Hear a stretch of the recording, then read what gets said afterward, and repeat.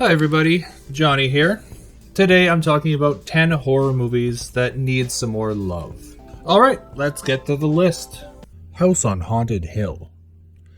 Let's start way back in the 90s when I wasn't on a very famous TV show.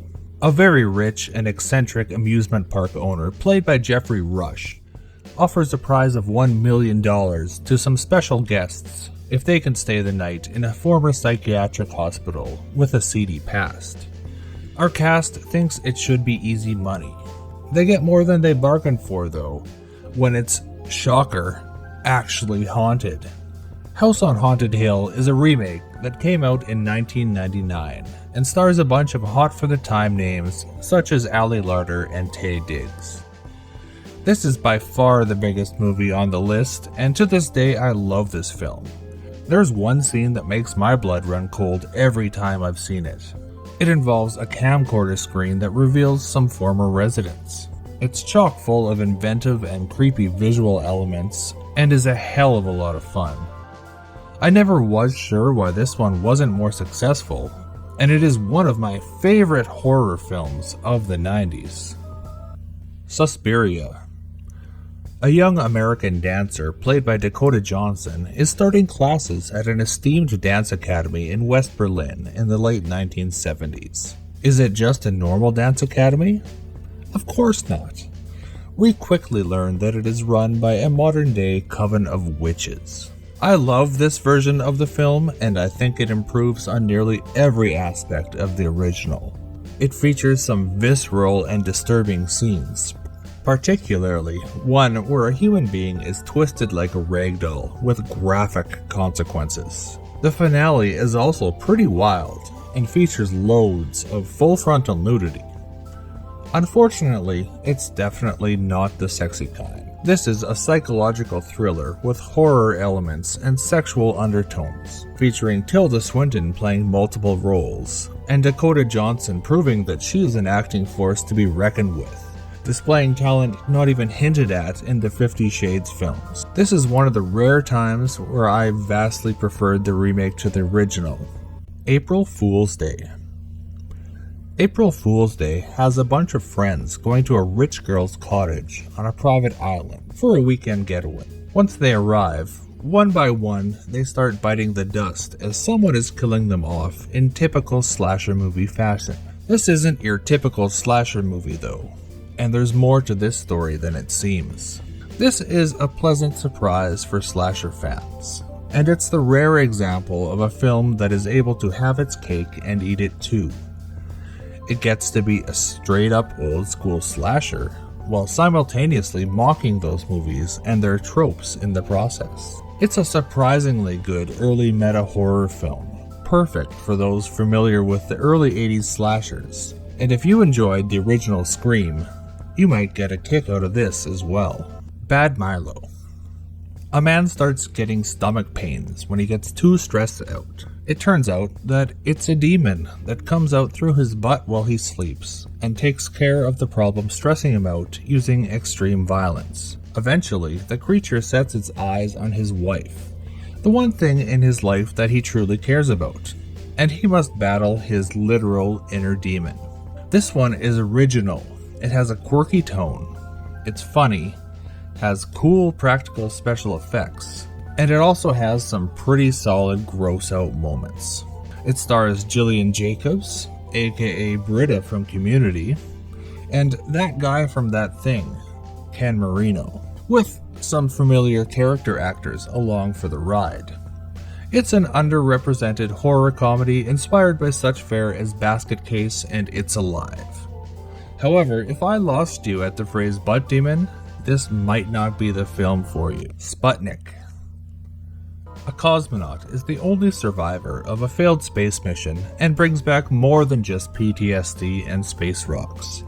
He brings back, you guessed it, a parasitic alien that comes out when he sleeps and kills people, then crawls back into his body. It's a young doctor's job to separate parasite from host.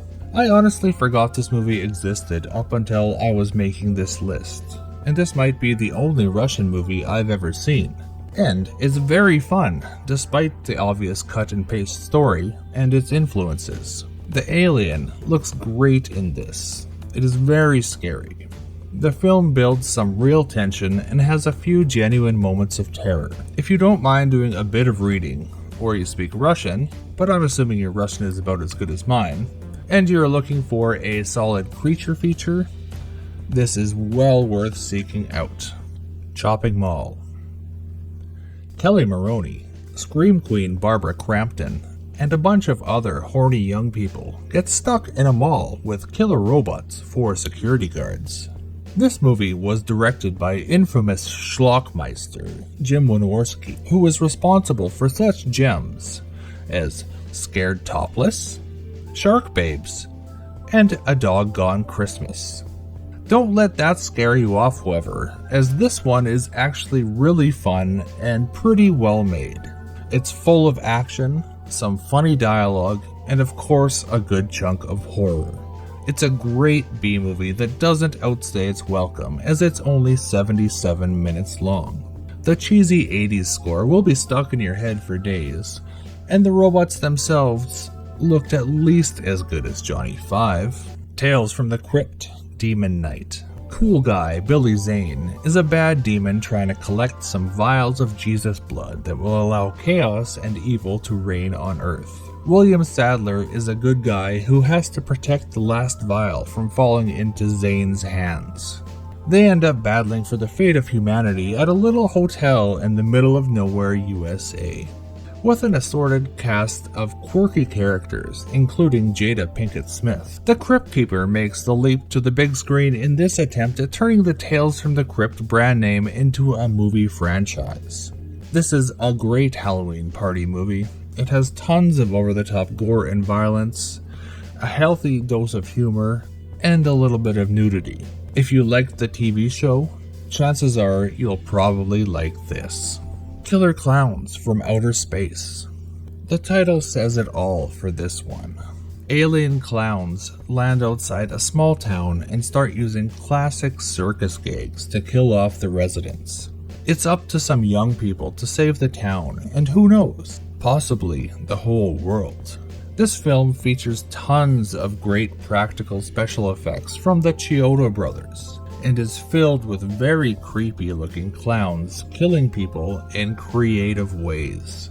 It also features the world's most inept police officer, who no matter how many people call into the police station saying clowns are killing people, absolutely refuses to believe that it's not some sort of practical joke that literally everyone but him is in on. This is a great late night creature feature with a twisted sense of humor, and I was surprised at the amount of fun I had watching this one, and it's quickly become a Halloween staple in my household. If you watch it, I'm sure it will in yours as well. A Girl Walks Home Alone at Night. An Iranian vampire movie shot in black and white. It has a simple story. A young man falls for a beautiful vampire in a small town. This is another mashup of styles. This time it's westerns mixed with horror, with a Middle Eastern twist. That may sound like it wouldn't work, but it absolutely does. This one doesn't have too much in terms of gore or scares, but it is a vampire movie, so it goes on the list.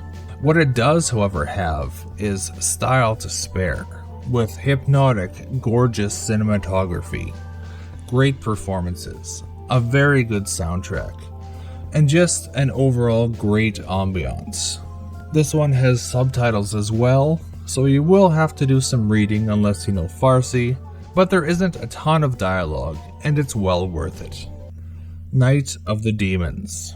Last but not least, we head back to the 80s. Scream Queen Linnea Quigley and a bunch of other young people go to Hull House, the local spooky place, to have a Halloween party.